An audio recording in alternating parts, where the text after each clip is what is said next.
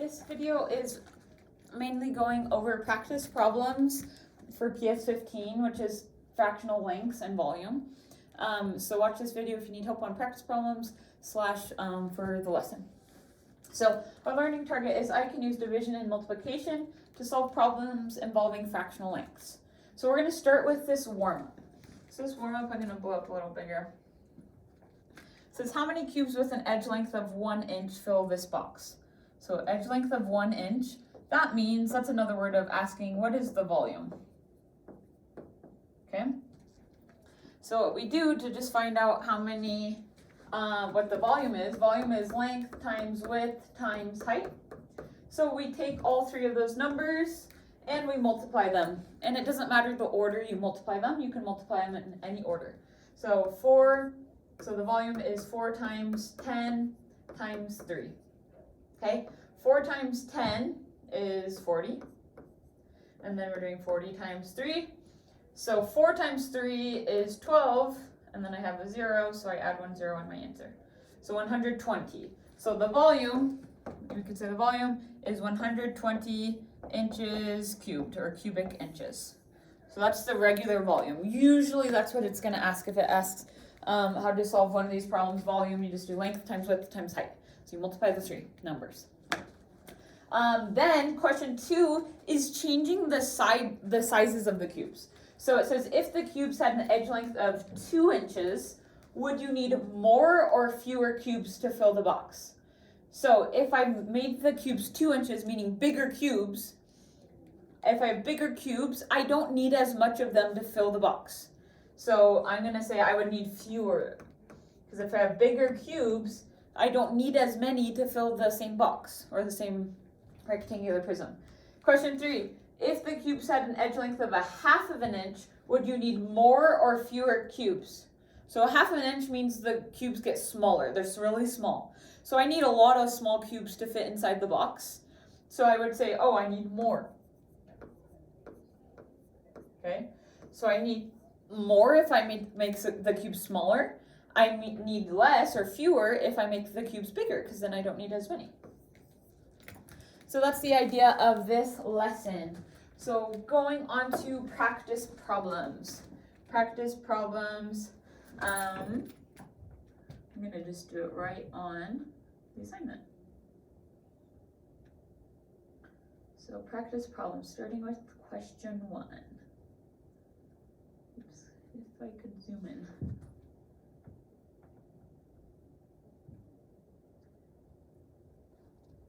Okay, question 1. So it says, find the unknown side length of the rectangle if its area is 11 meters squared. So I know the area is length times width of a rectangle.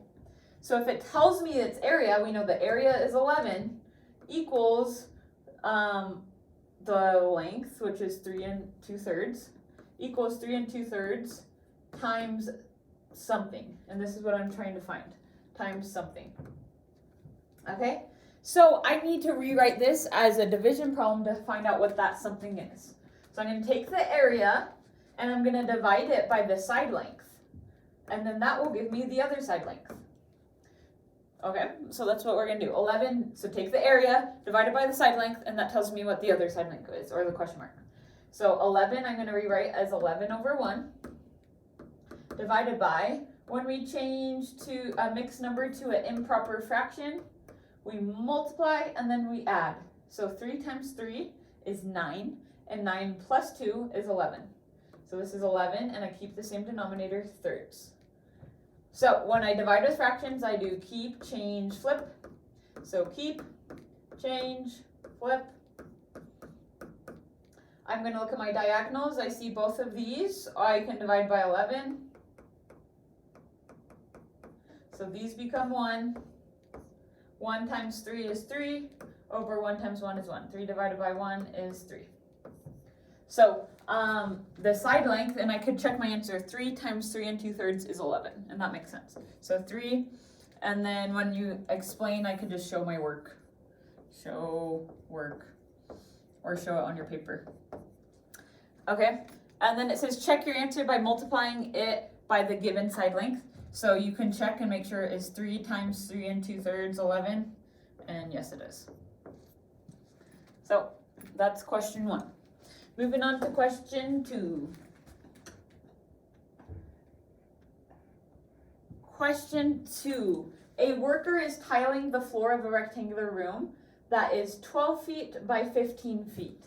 The tiles are square with side lengths 1 1/3. How many tiles are needed to cover the entire floor? So we know, first I want to find out what the area of this rectangular floor is. So let's say this is 15 by 12. So I'm going to do 15 times 12 to find the area. 2 times 5 is 10. 2 times 1 is 2, plus 1 is 3. Okay, add a 0. 1 times 5, 1 times 1, and then I add them up.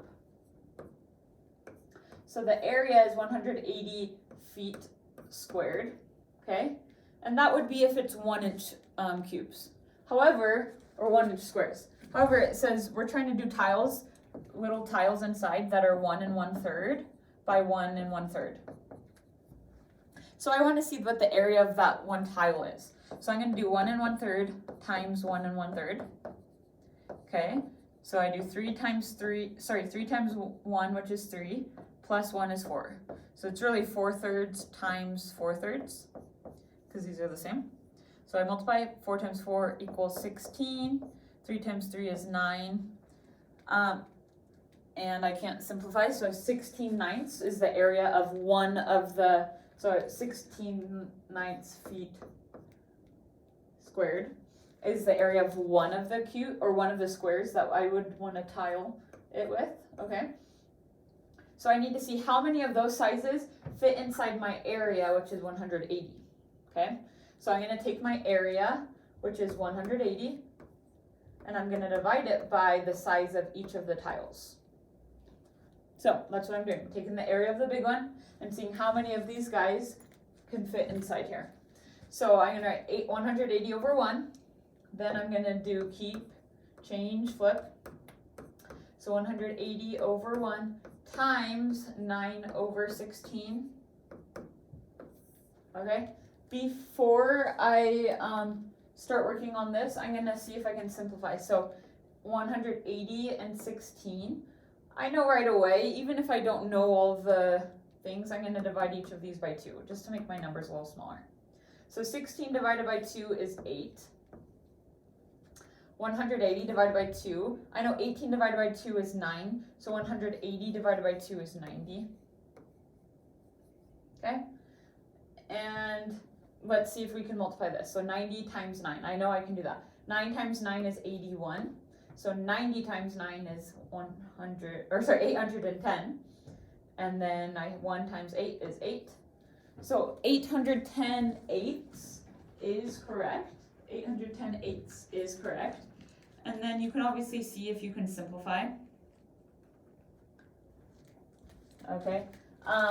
So right away, I know 8 can go into 800 100 times, right? So that would be 800 over 8 equals 100. But I know I could do another 8 because I know if 8 times 100 is 800, then 8 times 101 is going to be 808. So I know it can go into 101 time if it was 108 with 2 left over, which is 2/4, which I could simplify and say 101 and 1/4. Okay? So you can write your answer like this, you could write it like this, or you could write it like this. They all work, okay? So I'm just going to write it as 101 and 1/4, but again, you can do it any way you want. 101 and 1/4 tiles would fit inside there. And then again, on my paper, make sure you show your work for that one. Okay, that one's tricky. That will be like a level 4 question on the test. So just keeping that in mind. If that one's a little tricky for you, don't you worry. Okay, next one. A television screen has a length of 16.5. This is question 3. With a width W and an area of 462 square inches.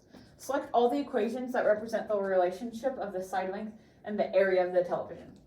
So we know we have one side 16.5 times the width equals 462. Sometimes you can draw this on like a figure, and I know the area is 462 inches squared. One side is 16.5 and one side is W, okay? So I'm looking for all of them that represent the situation. So am I multiplying the one side length times the area to get the side length? No, definitely not. Am I multiplying 16.5, one of the side lengths, times the width to get 462? Yes, for sure. Am I taking the area and dividing it by one of the side lengths to get the other side length? Yes, for sure. You could definitely rewrite this, take the answer, divide it by W or divide it by the other side length, and then you get the other part. Okay, next one, take the area 462 and divide it by W or the other side length, and it gives me the other side length, for sure. That always works. Okay, then last one, multiply the side length times the area to get the width. No, that makes no sense. Okay, so just those ones. Be careful, it may shuffle the answers. So just make sure you're clicking on the right ones. Number 4, we're almost there. Number 4, the area of a rectangle is 17.5 inches squared, and its shorter side is 3.5 inches. Draw a diagram that shows this information, and then we're going to find the side length, okay? So we have a rectangle. Its area is 17.5 inches squared. We know one side, the shorter side, is 3.5 inches, and we're trying to find the other side, and I'll just label it X. How about? So I know the area divided by the side length equals the other side length, or the side length times the side length is the area. But I'm finding the missing part. So I'm going to take the area, 17.5, and I divide it by the side length, and that will give me the missing side length. So let's do it. 2 times 7 plus 1. 2 times 17 is 34, and 34 plus 1 is 35, so I have 35 halves. Divided by 2 times 3 is 6, and 6 plus 1 is 7. So I can write this as 7 halves. Then I'm going to do keep, change, flip. I'm going to do it up here. So keep 35 halves, change to multiplication, and 7 halves flipped is 2/7. Right away, you can just multiply it all out, but I see some ways I can simplify. 2 and 2, I could divide both of those by 2, and that gives me 1s. And then I could do this one too, but I'm going to do it at the end. 35 times 1 is 35, over 1 times 7 is 7. I know 35 divided by 7 is 5, so just 5 whole. So 5 inches, and my diagram is right here. So make sure you put it on your paper so I can see your work, or you could take a picture of it or whatever. Okay, last one, question 5. Question 5. A pool is in the shape of a rectangular prism.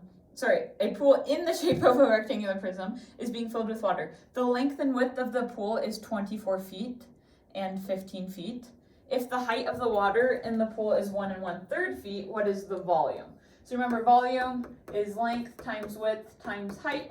So we're going to just multiply those 3 numbers to find the volume. So nice and easy. 24 times 15 times 1 1/3. Okay?